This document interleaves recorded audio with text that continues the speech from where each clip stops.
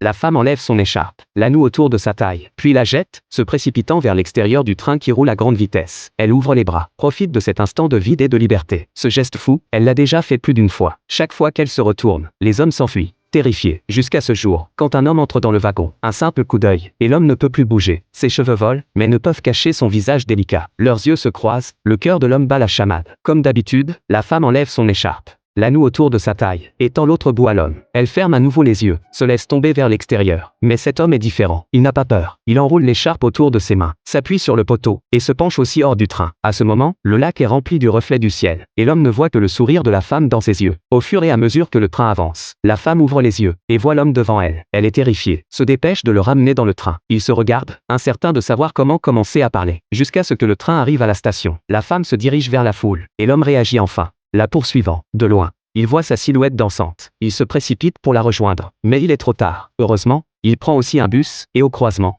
son bus s'arrête juste à côté du véhicule de la femme. Après avoir attiré son attention, il commence à lui demander son nom. La femme sourit, imitant l'homme, et écrit sur la vitre du bus. « Je te dirai mon nom quand on se rencontrera. » Le temps manque pour plus de paroles, et les véhicules s'éloignent dans des directions opposées. L'homme ne renonce pas. Il cherche dans chaque recoin de la ville, mais leurs destins semblent ne jamais se croiser. Ils sont allés dans le même studio de photographie, ont fait la même peinture sur le même mur, ont dîné dans le même restaurant, mais ne se sont jamais rencontrés. Jusqu'à ce jour, l'homme voit une empreinte de main sur le mur. Un soupir de regret traverse son visage.